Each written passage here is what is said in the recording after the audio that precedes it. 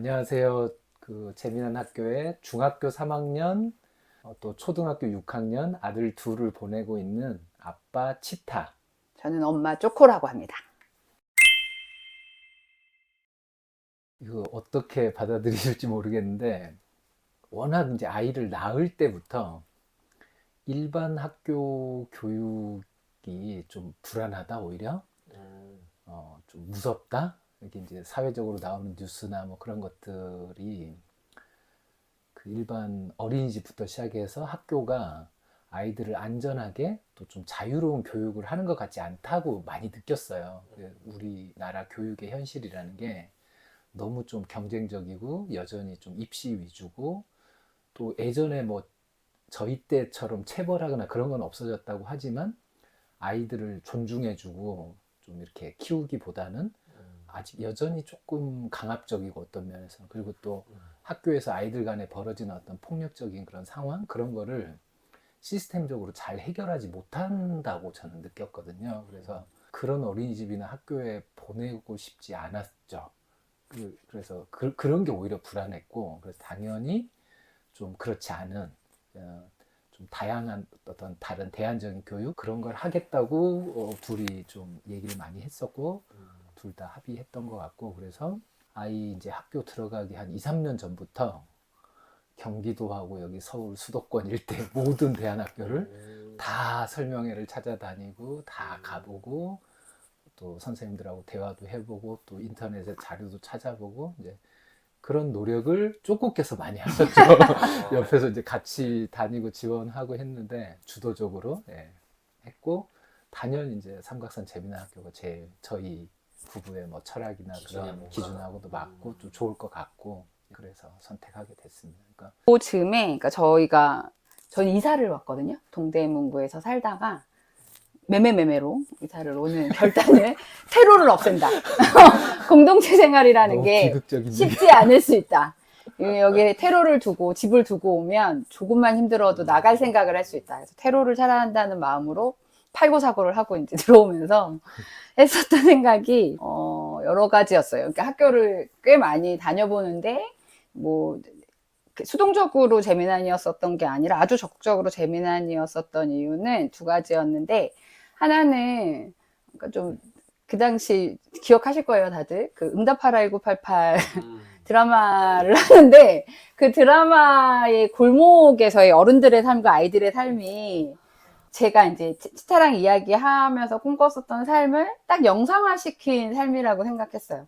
그러니까 가정 공동체가 있고, 거기서 또 그 골목 안에서의 어른들의 삶이 있고, 또 아이들의 삶이 있고, 그들이 또 되게 거미줄처럼 그물망처럼 엮여지는 삶의 형태가 저런 삶을 살 수 있는 학교와 마을이 있는 곳이면 좋겠다. 그래서 기숙사형 학교나 학교만 있는 학교는 일단 다 제외해졌어요. 그러니까 저의 삶도 같이 변화할 수 있는 공동체가 있는 학교를 선택해야 됐고, 그러면 서울시에 여러분 딱 두 개 남습니다. 마포에 있는 성미산학교와 재미난학교가 유일합니다. 서울시 기준으로 본다면. 그리고 두 번째 이유는 이제 결혼하고 아이를 낳으면서 친정집 아버님이랑 엄마랑 같이 이렇게 가까운 곳에 살았었는데, 아빠랑 엄마로부터 아이들을 가장 가까운 곳에 그래도 두어야 했어요. 저의 기준 중에. 그렇게 따지면 성민환과 재미난은 아주 흡사한 모양새의 학교이지만 재미난이었어요. 여기에 또 플러스 알파를 한다면, 저는 교육이 특히 초등시기와 고등교육이 아니고 초등과 중등교육은 여백이 있어야 된다고 생각을 하거든요. 저는 게으름과 심심함이 인간 삶의 동력이라고 생각을 해요. 근데 재미난이 가지고 있는 시간표를 자기가 정한다거나, 혹은 자기 활동 시간을 수요일 하루를 온전히 갖는다거나, 그 나가 배움이라고 요새는 말을 바꿨는데, 중등 아이들이 나들이를 간다거나 하는 프로그램이 저는 아이들 삶의 무료함과 게으름을 허용해주는 커리큘럼이라고 정말 아주 깊게 믿었어요. 그래서 그 커리큘럼들, 재미난이 가지고 있는 커리큘럼들이 너무 좋아서 우리는 간다 이러고 들어왔죠. 이사를 왔죠. 그래서 저희는 학교를 병원이 5살 때부터 알아봤어요. 그러니까 진짜 오랜 시간 동안 고민했고, 오랜 시간 동안 되게 많은 대안학교가 가지고 있는 프로그램들을 저희 기준으로 이렇게 살펴보고 결정한 거기 때문에. 다 좋은 학교들이 진짜 그쵸? 뭐 경기도권에도 각자. 뭐 각자 있는데 뭐 저는 이제 워낙 어렸을 때 시골에서 해남에서 막 진짜 야생으로 컸거든요. 그러다 이제 한 초4 때 울산으로 도시로 이사 와가지고 그 굉장히 좀 삭막하게 이제 바뀐 환경에서 또 자라고 이랬는데 약간 아이들을 그렇게 자연 속에서 키우고 싶다 그런 것도 있었어요. 그래서 그런 학교들도 이제 좀 있었는데 이제 뭐 여러 가지 다른 여건 때문에 그러니까 저희들의 조건하고 여건 때문에 선택을 안 한 거지. 그런 다른 경기도권에 여러 가지 이제 대안학교들도 있고 그래서 다 좋았어요. 그래서 주말에 거기를 이제 차 타고 가서 학교 알아보고 뭐 설명회 같은 것도 듣고 거기 학교도 둘러보고 거기 또 부동산도 가고. 부동산도 가보고 네, 집을 이사해야 예, 되니까. 예. 그리고 거기서 이제 맛있는 집 찾아가서 또 먹고 그런 과정 전체가 다 너무 좋았어요. 어린 아이들 데리고 애들도 또 애들하고도 그렇게 산책 겸해서 돌아다니고 그래서 약간 뭐 이렇게 말하면 이게 도움이 될지 모르겠는데 그런 과정들을 좀 이렇게 같이 가족들이 보내시고 학교를 선택하는 것 자체가 되게 좋은 것 같아요. 그런 트라이 한번 해보시라. 예. 이거는 이제 저희 특징이었는데, 제가 재미난 그 10년 전에 입학하면서 교장 선생님하고 면접을 보잖아요. 할 때, 제 첫 질문이 재미난 중학교 만들 거냐였거든요. 오. 저는 대안학교로 중등 과정과 고등 과정까지 보낼 생각이었기 때문에, 재미난이 맨 마지막까지 재미난을 결정하는데 그 고민이, 병원이 큰아이 입학할 때까지만 해도 중등 과정이 없었기 때문에 그게 가장 큰 고민이었어요. 그때 의논을 계속 어쨌든 재미난도 계속 중등 과정을 만들기 위해서 계속 시도를 하고 있었던 역사가 있었고, 그때도 또 그 노력하고 있을 때였기 때문에 만들어질 가능성이 높다라고 하셨거든요. 그런데 결국 중등 과정 무슨 만들 때 제가 특유에 들어가 있고 이랬더라고요. 그래서 어쨌든 중등 과정이 생겨서 전 당연히 아이를 저는 보내고 싶었고, 다행히 아이가 가겠다고 해서 무사히 입학했고, 둘째 아이도 크게 무리가 없는 한 이제 내년에 이제 중등 과정 고민해야 되는데 가겠다고는 하고 있습니다. 그리고 가겠다고 하면 보낼 생각입니다. 둘째는 뭐 중학교가 재미난 중학교밖에 없는 줄 알아요. 세상에. 가 다니니까 무조건 본인도 거기 뭐 당연히 가는 보고 걸로. 느낀 게 그냥 예, 다. 맞아요. 큰아이 때랑 또 다른 것 같아요. 지금 중학교 과정이 있는 거를 계속 입학하면서부터 본 친구들이랑, 없었다가 이제 생겨서 중학교를 가야지라고 한 친구들이랑 좀 다르긴 한 것 같아요. 큰애 때는 저희도 약간 이제 조심스럽기도 하고 우리 마음하고 또 아이 마음하고 다를 수 있으니까 그래서 큰아이 이제 마음을 잘 읽어주고 따라주려고 이렇게 약간 조심스럽게 접근했는데 둘째는 뭐 그냥 부드럽게 그냥 뭐 이렇게 가질 것 같아요. 그러면 실제 학교 생활에서 초등과정, 중등과정 이 뭔가 다른 커리큘럼이랄까 뭐 이런 차이도 느껴지시나요?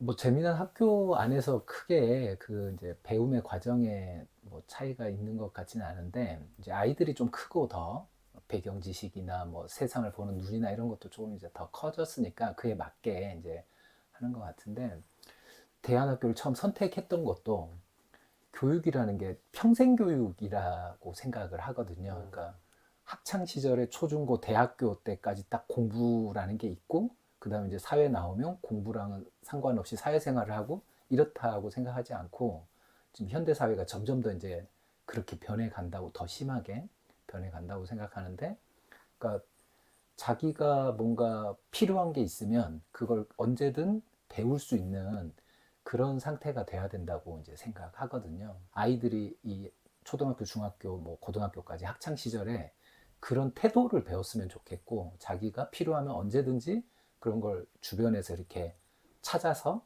배울 수 있는 그런 뭐 자활력이랄까, 뭐 자기 주체성이랄까, 뭐 주도력 그런 게 좀 생겼으면 좋겠는데 재미난 학교가 딱 그걸 키워주는 것 같다고 느끼거든요. 그 재미난 학교 첫 그게 자유로운 배움이잖아요. 제가 원했던 게 그거고 그걸 굉장히 초등학교 6년 동안 잘 이제 키워준다고 생각하고 시간표를 자기들이 다 짜잖아요. 시간표 다 자기들이 짜고 자기가 그 시간표 안에서 뭘 한 학기 동안 배울지도 본인들이 정하고 그게 뭐 하루 이틀 훈련해가지고 자기께 되는 게 그런 능력이 아니라고 생각하는데 그걸 6년 동안 쭉 해온 아이고 중학교 가서도 교사들도 그렇고 아이들도 이제 그 연장선에서 중학생이 된 본인들이 어떤 배움을 이제 만들어 나갈까 그걸 고민하고 그렇게 정하고 또 해보고 그렇게 하고 있으니까 그런 측면에서는 뭐 특별히 변한 건 없다고 느껴요. 근데 초등학교, 중학교가 다 그걸 이제 추구한다고 느끼고 그걸 잘 수행하고 있다고 믿고 있고 근데 뭐 그래도 아이들이 좀 크고 이러니까 뭐 더 좀 많이 이렇게 사회적으로도 확대되고 세상을 더 이제 많이 보게 되니까 그런 쪽으로 더 확장시키는 것 같다고 저는 느끼거든요. 그래서 초등하고 중등의 커리큘럼이 뭐가 되게 다르다는 느낌은 크게 못 받는 것 같아요. 청소년이 되면서 확실히 그러니까 그 구성원으로서 그러니까 저희가 학군이 때 학생회 그 보고도 하거든요. 학생회, 학부모회, 그다음에 교사회 보고를 하는데 요 학생회 보고할 때 초등 과정에서 할 수 있는 자치 활동과 그다음에 어른들과 나눌 수 있는 이야기의 범주와 중학생, 중등과정에서가 좀 다르다는 느낌은 들었어요. 그래서 옆에서 보면서 느끼는 건 초등과정 안에서는 본인이 마을 안에서 살아가고 있어. 학교 구성원으로서 그 살아갈 거야를 배우는 과정이라면 중등과정에서는 좀 실제로 그거를 힘겨루기를 좀 해보는 느낌? 그래서 뭐 동생들을 위해서 올림픽을 열어줘 보기도 하고 마을 사람들하고 어떻게 삶을 살아갈지 계획을 세워보기도 하고 이런 게 좀 달라진 거고 일단 프로젝트형 수업이 좀 더 강화돼. 게 좀 가장 다르게 느껴질 수 있는 걸 것 같아요.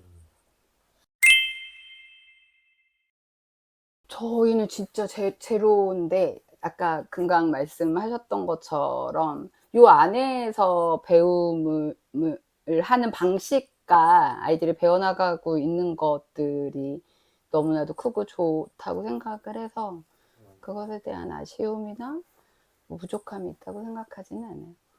운동 열심히 하고 있어요. 복싱하고 수영 뭐 이런 거. 그러니까 사교육이라는 게 이제 일반 학교에서는 그 학교 교과 과정이라는 게 딱 짜여져 있고 그걸로 뭐 시험을 뭐 초등학교에 시험이 있지는 않지만 중학교나 뭐 그런 데 가면 이제 입시 시험도 있고 그래서 그 시험을 봐야 된다는 기준 때문에 그 시험 문제에 나오는 거를 이제 평가를 받아야 되니까 학원 같은 데 가서 더 많은 문제를 풀어본 아이들이 더 잘 점수를 받겠죠. 그래서 그런 교육을 받잖아요. 그걸 뭐라고 표현해야 될지 모르겠는데 뭐 입시 교육이다 혹은 뭐 문제풀이식 교육이다 혹은 평가를 위한 교육이다 이렇게 저는 이제 부르고 싶은데 그런 교육을 우리 아이들은 안 하죠. 그런 걸 하는 시간 대신에 본인이 뭔가 배우고 싶거나 하고 싶은 게 있는데 잘 모르는 게 있어. 그럼 찾아보고 그걸 잘하는 사람이 누굴까? 그 사람을 찾고 물어보고 또 본인이 뭔가 궁금한 게 있거나 세상에 대해서 알고 싶은 게 있으면 책을 통해서도 보고 또 재미난 학교는 뭐 학사가 작아서일 수도 있지만 오히려 그걸 거꾸로 말하면 세상 전체를 다 학사로 삼는 거잖아요. 그래서 여행도 다니고 나가 배움도 하고 나들이도 다니고 이제 그렇게 배운다고 생각하거든요. 그러니까 일반 학교 다니는 아이들이 그 사교육이라는 혹은 뭐 학교에서도 교과 교육이라는 틀로 세상을 보고 어떤 지식을 얻는데 우리 재미난 아이들은 완전히 그걸 삶으로 자기 주체성을 갖고 책으로 직접 부딪혀서 현장에서 또 사람을 통해서 배우고 있다고 생각하거든요. 그러니까 저는 어떻게 보면 최고의 사교육을 하고 있는 셈인 거죠. 학교는 아침에 뭐 9시부터 3시까지 운영하지만 그 나머지 시간 전체가 다 이 아이들은 친구하고 놀면서 배우고 뭐 그런 말도 있잖아요. 뭐 새는 날아야 되고 물고기는 헤엄쳐야 되고 아이들은 놀아야 되는 거죠. 그걸 하고 있는 거죠. 우리 아이들은. 아기 새가 나는 걸 배우듯이 우리 재미난 아이들은 당연히 놀면서 온전히 다 배운다고 생각하거든요. 그래서 이건 뭐 그렇게 그걸 전체를 다 사교육이라고 생각하면 굉장히 저렴한 가성비 좋은 그런 사교육을 받고 있다고 생각하니까 그러니까 그거에 대해서 어떤 가성비 면에서도 나쁘지 않다고 생각하고 일반 학교 다니는 아이들한테 뭐가 뒤처진다 이런 생각은 아예 생각 자체 해본 적이 없고요. 예. 만약에 우리 아이가 어떤 사고가 우리 집안에 생겨가지고 재미있는 학교를 못 가고 다른 학교를 가도 거기서 굉장히 잘 적응할 거라고 믿거든요. 그러니까 학교뿐만 아니라 사회에 어디를 가도 민주적인 소양을 갖고 자기 삶을 스스로 이끌어 나갈 수 있는 그런 힘을 지금도 배우고 있고 이미 어느 정도 갖췄다고 이제 생각하는 거죠. 그래서 그런 방향으로 계속 집에서도 아이들하고 얘기하고 있고, 네. 그래서 굉장히 만족스럽습니다. 그런 면에서. 저희 애들 얘기 말고도 여기 지금 인터뷰하고 있는 장소가 재미난 도서관인데 여기서 이제 돌봄을 저희가 7시까지 하잖아요. 저는 이제 맞벌이여서 그 아이들 큰아이, 작은아이 모두 도서관에서 큰아이는 6학년 때까지 작은아이는 이제 큰아이가 있으니까 약간 일찍 도서관에서 독립해서 한 4학년 때까지 도서관에서 7시까지 있으면서 그 자랐거든요. 근데 도서관에서 아이들하고 놀이를 만들고 그 놀이를 하면서 3시부터 그 7시까지의 시간을 지내는 시간들이 말한 대로 어떤 교육기관에서도 배울 수 없는 걸 배웠다고 저는 생각을 해요. 그러니까 좀 에어컨이라는 게 기계니까 고장날 수 있잖아요. 이게 몇 년 전에 있었던 건데 도서관 에어컨이 고장난 적이 있었거든요. 그래서 애들 어떻게 했냐고 이렇게 다들 어른들이 걱정했는데 그날 애들이 뭘 했을까요? 찜질방 놀이를 했대요. 그러니까 여기가 불가마야. 그래서 찜질방 놀이를 하고 이렇게 계단 쪄먹고 뭐 이런 놀이를 했다고 하거든요. 그러니까 그 놀이를 만들어준 도서관 돌봄 선생님도 너무 대단하고 그 놀이를 생각하는 아이들도 다 대단하고, 그러니까 우리 아이들이 어떤 상황에서도 잘 지낼 수 있다는 게 저는 이제 도서관에서 돌봄 이야기 가끔 한 번씩 들으면 되게 감동적일 때가 있어요. 이제 요거는 보여드리고 싶어서 아까 책꽂이에 있길래 갖고 왔는데 저희 큰아이 초등학교 3학년 때 코로나 때예요. 아까 은우 그 1학년 때였을 것 같은데 코로나 때여서 4명이서 못 모이니까 진짜 오전 오후반을 30년 만에 했거든요. 그 오전 오후반 4명 모이고 5명 모이고 이러면서 아이들마다 개인 프로젝트를 초등학생인데 했어요. 뭐 어떤 애들은 동네에 있는 마을에 있는 돌을 다 조사해 보겠어. 나는 잠을 잘 자고 싶으니까 잠을 연구할 거야. 친구들이 막 그려준 거거든요. 물고기 연구할 거야. 그래서 요거를 초등학교 3학년 애들하고 선생님하고 모여서 그가 자기 연구 주제를 가지고 연구하고 이걸 한 부모님이 엮어서 논문집을 만들어 주신 거거든요. 어떤 위기가 생겼을 때 에어컨이 고장나 찜질을 해. 코로나가 왔어? 그러면 각각의 재시민들 모일 수 없으면 이때가 기회일 수 있어. 개인이 관심 있는 걸 조금 더 깊이 해. 이렇게 생각을 유연하게 바꿀 수 있고 그걸 또 직접 해볼 수 있는 학교가 재미난 학교였어요. 제가 경험했던 건.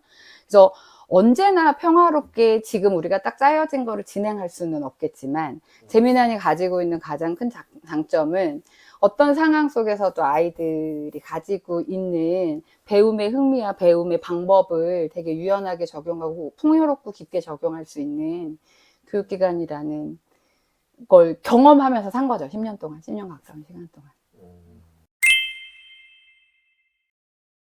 이거 대답하면 한 1시간 동안 아니, 안 돼. 아니, 아니야, 안 돼. 사실 이런 얘기를 길게 부모님들하고 같이 나눌 수 있는 그런 자리 진짜 있었으면 좋겠는데 이제 최대한 짧게 압축해보면 저는 이제 진심으로 그 한국 사회가 갖고 있는 어떤 그런 경쟁적인 문제 그 해결의 첫 출발이 어쩌면 교육에 있을 수 있다고 정말 진심으로 믿거든요. 그리고 제가 만나본 대부분의 부모님들은 다 원하지 않아요. 그런 사회를. 다 그런 세상이 변했으면 좋겠다고, 그런 세상에서 우리 아이들이 크지 않았으면 좋겠다고들은 하시는데, 근데 이제 현실적으로 그걸 당장 바꿀 수 없으니까 또 그 안에서 우리 아이들이 도태되거나 또 밀릴까봐 그런 불안과 공포가 있으신 거죠. 그래서 그게 이제 당장은 잘 안 되는데, 그럼에도 불구하고 그걸 누가 바꿔주겠어요. 우리 부모들이 특히 교육을 해야 되는 우리 자녀들이 아직 교육의 대상인 그런 어떤 시기에 부모들이 정말 한 명씩이라도 이렇게 바뀌어야 된다고 이제 생각하고, 특히 그럴 수 있는 조건이 저는 점점 더 많이 만들어지고 있다고 생각하거든요. 그게 우리 사회가 발전하고 있다는 이제 그런 거라고 생각하는데, 더 자동화되고 정보화되고 AI도 오고 있고 이렇잖아요. 그래서 이 흐름이 점점 더 예전에 그런 방식으로는 우리 사회가 지탱하기 힘든 상황이라고 저는 느끼거든요. 그래서 지금 뭐 그 인구 추계도 계속 출생률 그런 저하 때문에 인구 줄어드는 것도 있고, 또 지역하고 격차 때문에 지역 소멸되는 그 문제들이 교육하고 저는 다 맞닿아 있다고 생각해요. 그래서 정말 학부모들이 좀 선택을 해야 되는데, 그 경쟁적이고 입시 위주의 교육에 계속 아이들을 밀어넣고 그 안에서 우리 아이는 뒤처지면 안 된다고 하는 마음으로는 이 세상이 바뀔 수가 없다고 이제 생각하는 거죠. 그래서 누군가는 용기를 내서 먼저 좀 다른 교육, 대안적인 그런 교육을 찾아 나서야 되고, 그렇게 꼭 경쟁적이고 그런 입시, 뭐 대학 간판 이런 게 아니어도 충분히 아이들이 좀 자립하고 행복한 삶을 살 수 있는 그런, 또 그런 직업을 가질 수 있는 그런 세상이라고 믿고 그걸 만들어야 된다고 생각하거든요. 그래서 저는 이제 아이를 대안학교에 보내는 걸로 아이들이 졸업하면 끝난다고 생각하지 않고, 이 아이들이 이제 고등학교, 대학교 그 과정, 그 나이 거쳐서 어쨌든 사회에서 역할을 해야 되니까 그 아이들이 뭐 창업을 할 수도 있고 뭐 취업을 할 수도 있는데, 그 과정까지 계속 같이 어떻게든 노력해서 이제 뭐 아이들이 그렇게 뭔가 실패했다고 느끼지 않도록 그렇게 할 수 있도록 하려고 하거든요. 그런 노력을 해야 된다고 생각하고, 그런 길이 없다면 만들어야 된다고까지 생각을 하고 있어요. 그래서 이제 누군가는 뭐 비난할 수도 있겠죠. 뭐 그게 모두가 너처럼 그렇게 살 수는 없잖아. 또 너도 왜 그래? 그렇게 안 살고 다르게 살았을 때 너희 가족이 훨씬 더 풍요롭고 행복할 수 있는데 왜 굳이 그런 어려운 길을 선택해? 이럴 수도 있는데, 모르겠어요. 저는 이게 행복하다고 느껴요. 그리고 이제 다 같이 우리 가족들이 그렇게 생각해 주는 것 같아서 굉장히 고마운데, 그러니까 아이들하고 저희하고 다 같이 우리 삶을 전체적으로 좀 더 나은 방향으로 변화시켜 나가고 싶은 거죠. 만약에 설득이 가능하다면 다른 부모님들한테도 이런 길도 있다고 좀 제안 드리고 싶고, 같이, 이게 꼭 그렇게 힘든 길은 아니에요. 조금 생각을 바꾸는 거고 약간 노선을 한번 바꿔보는 건데, 저는 이쪽 방향으로 갈 거라고 믿어요. 약간 이게 무슨 근거가 있는 건 아닌데 한국 사회가 그래도 후퇴하지 않고 이런 방향으로 계속 가지 않을까, 그렇게 생각하는 거죠. 저는 그러니까 병원이 병찬이 플러스에 저나 치타가 행복하게 살았으면 좋겠거든요. 그러니까 제가 재미난에 와서 잘했다고 생각하는 순간이 어느 순간들인지 잘 생각해 보면, 요 4명 가족들이 이렇게 아직 어린 친구들이지만 어떤 중요한 일을 결정해야 될 때 의논 상대가 되고, 그 친구들 얘기를 이러저러하게 어쨌든 들으려고 애쓰는 저를 볼 때 되게 뿌듯하거든요. 그리고 아까 이렇게 질문에서 교육과정에서 어떤 경쟁적인 혹은 뭔가를 지식을 습득하는 것이 되게 교육에서 중요한 것일 수 있는데, 그것을 하지 않는 것에 좀, 혹은 덜 하는 것에 대한 불안은 없냐라고 하는 걸로 질문을 좀 좁혀보면, 저는 이 친구들이 필요하면 할 거라고 믿어요.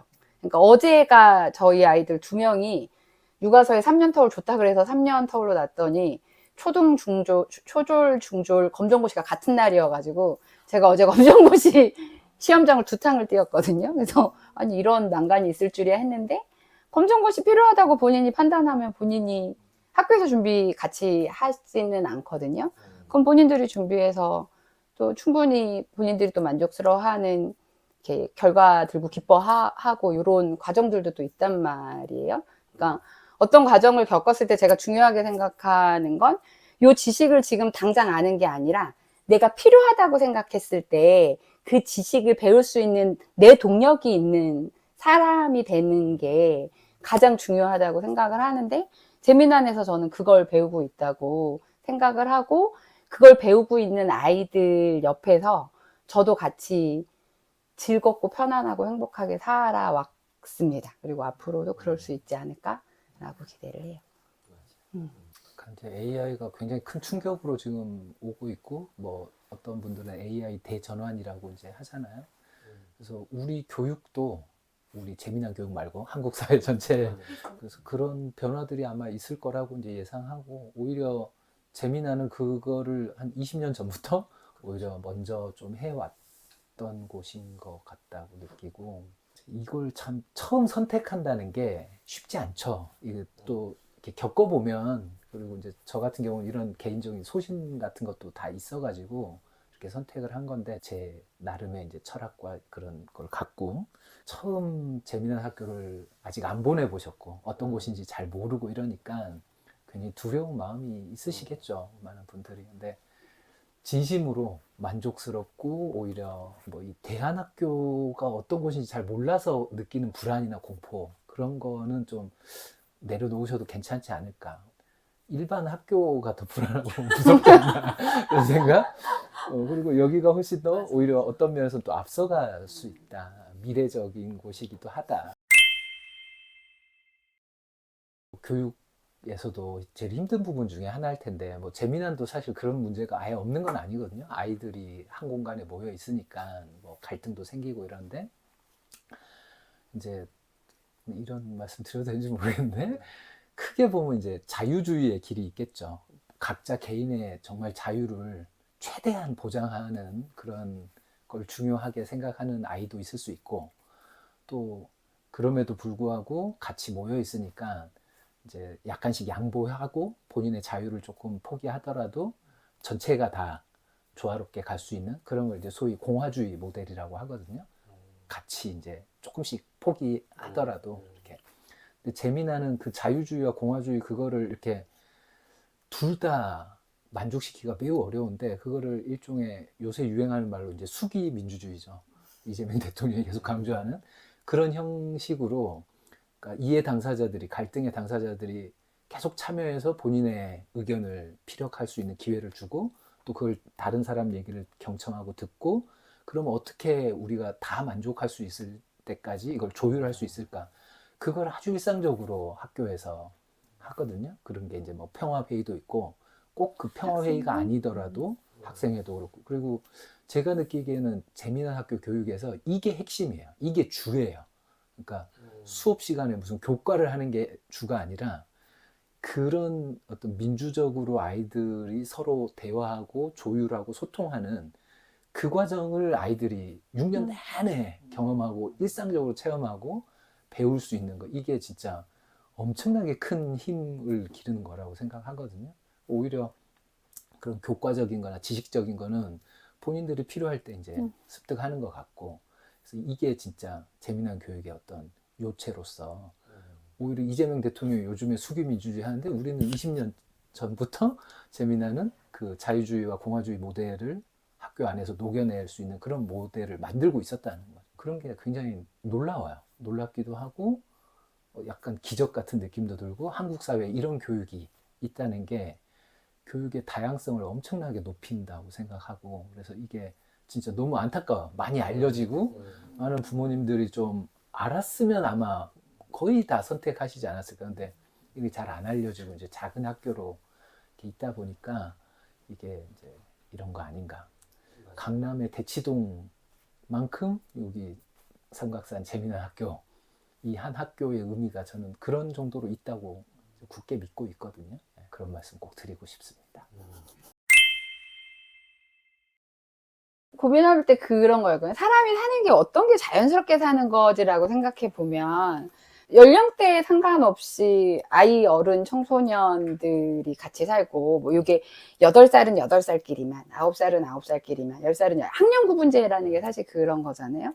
교육은 선생님한테만 요거 지식을 배우는 건 요걸 전문적으로 배우는 가르치는 걸 배운 선생님한테만 뭐 이렇게 다 뭐라 그래 뭐 이제 이렇게 나눠져 있는 거 네모네모나게 나눠져 있는 그 틀 안에서만 살아가고 그리고 갑자기 20살이 되고 뭐 24살이 돼서 졸업해서 사회에 나가면 그렇게만 삶이 사라지지 않잖아요. 되게 다양한 나이대의 사람과 다양한 방식으로 내가 꼭 전공했다고 전문이라고 하는 일만 하고 살 수 있지 않잖아요.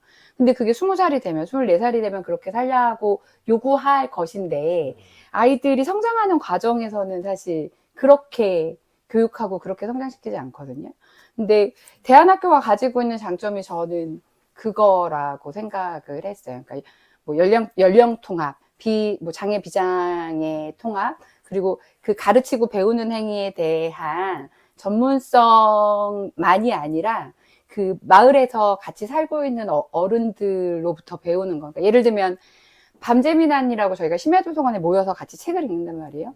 어느 날 봤더니 어린이, 청소년, 어른이 2시간을 오롯이 같이 모여서 하는 독서 모임이더라고요. 그러니까 내가 읽는 책은 어떤 책이고 이 책을 읽었을 때 어떤 느낌이었는데 이번 주에도 또 읽고 싶어. 이 얘기를 그 10살, 12살짜리 친구, 어린이부터 이제 손주를 봐서 할머니가 된 마을 분들까지 모여서 한 30명의 사람들이 모여서 책을 읽더라고요. 그러면 아이들은 이렇게 책을 읽어야 돼 해서 책을 읽게 되는 게 아니라 책을 읽고 즐거워하는 형을 보고 책을 읽고 너무 재밌어하고 또 읽고 싶어하는 어른들을 보고 읽게 될 거라고 저는 생각을 하거든요. 근데 그게 되게 가능한 곳이 재미난이고 그 삶을 그냥 책으로 보는 것이 아니라 그 정말 삶으로 접하게 되는 게 재미난에서 가능한 시간들이고 아이들을 그렇게 같이 키울 수 있는 곳이라는 생각이 들었어요. 제일 인상적이었던 장면 중에 되게 많은데 하나 생각해보면 지금 벌써 4학년 됐어요, 그 친구가. 근데 큰아이 6학년 때 1학년이었던 친구인데 중등 형아들이랑 6학년 형아들을 보면 이렇게 앞으로 걸어오다가 뒤로 이렇게 엉덩이로 걸어와요. 형아들하고 누나들 무릎에 앉으려고. 그러니까 6학년하고 중등 그 형아 누나들이 이 친구한테는 옛날에 우리 대가족 모여 살 때 막내 삼촌, 막내 고모 이모 같은 그런 느낌인 거예요. 어디서든 만나면 자기가 앉을 수 있고 안아줄 수 있고 그리고 당연히 그리고 큰아이들도 6학년 중등아이들도 초등학교 1학년 2학년 아이를 보면 이렇게 안아주고 업어주고 해야 되는 것이 당연한 것처럼 관계가 만들어지는 공동체에서 아이들을 자라게 한다는 게 재민이가 갖고 있는 되게 어디서도 볼 수 없는